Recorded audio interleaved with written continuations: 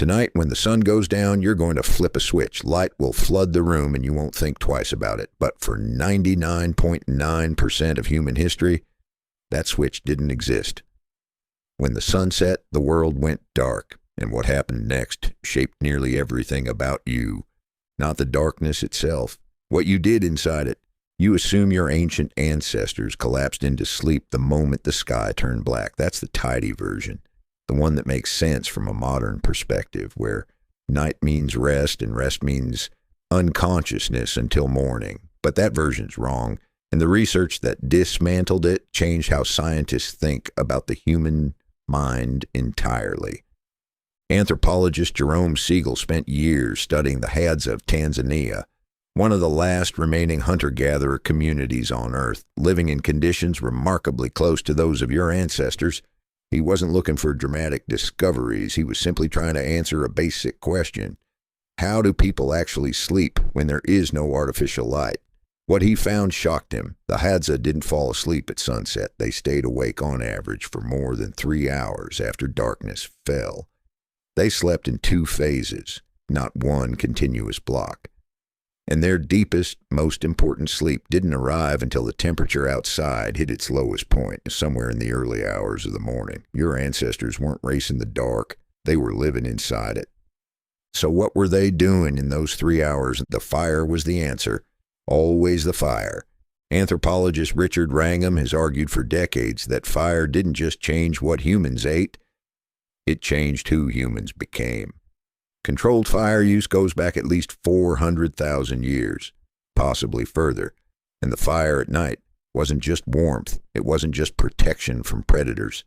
It was the world's first social technology. Around that fire, in those hours between sunset and sleep, your ancestors did something no other animal on Earth did with any regularity. They told stories, not metaphorical stories, real ones with characters and consequences and moral weight. Anthropologist Polly Wiesner studied fireside conversations among the Jiyu/Huansi San people of the Kalahari and compared what they talked about during the day versus what they talked about at night. The difference was stark. Daytime talk was almost entirely practical. Food, complaints, and local gossip. But the moment the fire lit up the darkness, the conversation changed. Stories about distant places emerged. Accounts of people who weren't present, events that hadn't happened here, spirits and animals and choices that carried meaning beyond the immediate moment. The firelight hours accounted for over 80% of all storytelling. Your brain didn't evolve for rational information exchange alone. It evolved for narrative. And narrative needed the night. Think about what that means for you right now. The part of your mind that reaches for a novel, for a film, for a podcast before bed. The part that needs a story to end the day. That is ancient. That is old beyond measure. You are still sitting around a fire you can no longer see. But the night did more than teach your ancestors to tell stories. It taught them to feel. When the sun is up, the world demands action. Predators, food, shelter, tools.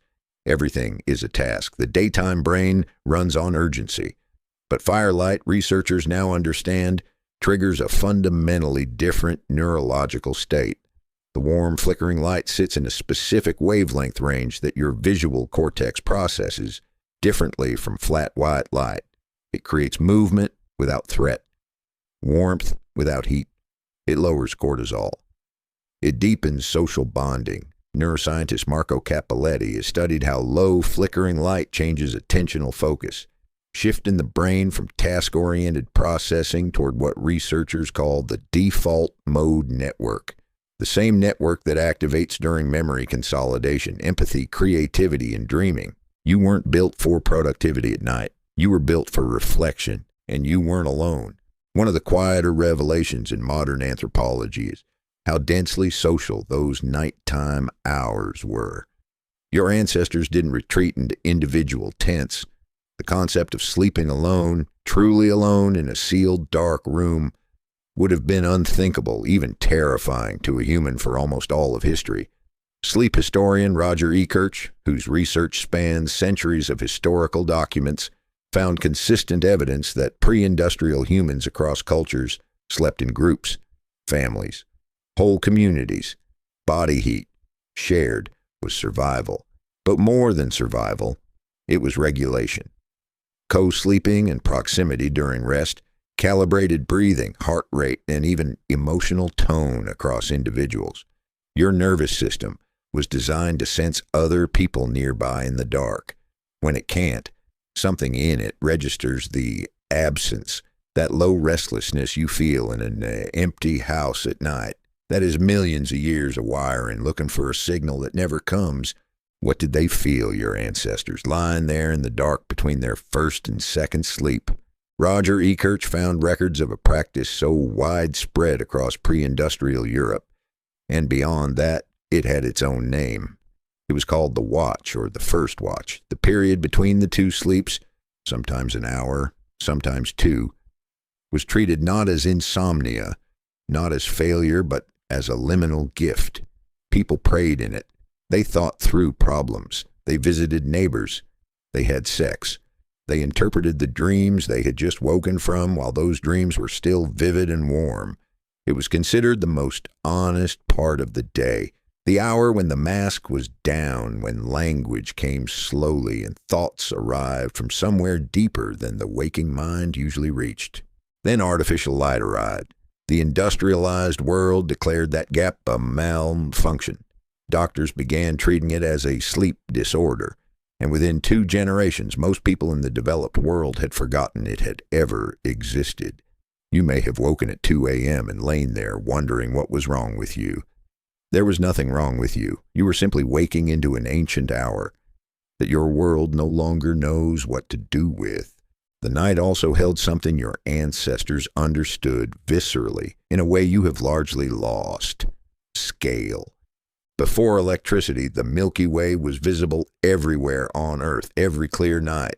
Not as a faint smear at the edge of vision, as a structure, a river of light so bright it cast faint shadows. Philosopher of science David Abram has written extensively about how immersion in the natural sensory world, and particularly in the darkness filled with stars, produced a quality of attention that is nearly impossible to access today.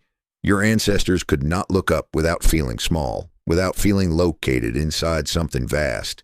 That feeling, that specific neurological state of awe, has been studied extensively by psychologist Dasher Keltner, who found it reduces the psychological sensation of being a separate self. It makes you feel part of something larger. It quiets the ego. It makes you more generous, more cooperative, more connected to the people beside you. Your ancestors looked up every single night. You almost never do. Think about how the night ends for you now. Screen light, blue wavelengths that your brain reads as noon, your melatonin suppressed before it can rise, your cortisol elevated into hours that should be silent.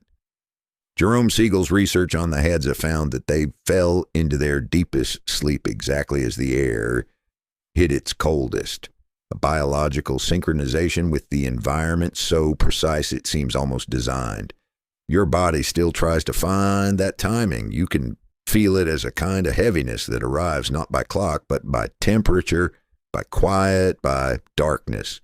Your body has not changed. The night has.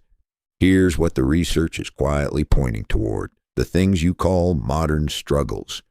Poor sleep, loneliness, the restless sense that something is missing in the hours before bed, the craving for stories, the vague spiritual hunger, feeling of being unmoored in a universe too large to look at, are not new. They are not signs of a broken generation. They are the echo of a way of living that was interrupted faster than evolution could follow. You were made for the fire, for the voice in the dark telling the story, for the second sleep, the watch, the Milky Way above the camp. Your body still expects the temperature to drop. Your brain still wants the story before it lets go. Your nervous system still listens for breathing in the dark beside you. When the sun sets tonight, your body will reach quietly, without words, for a world that no longer quite exists. It always does.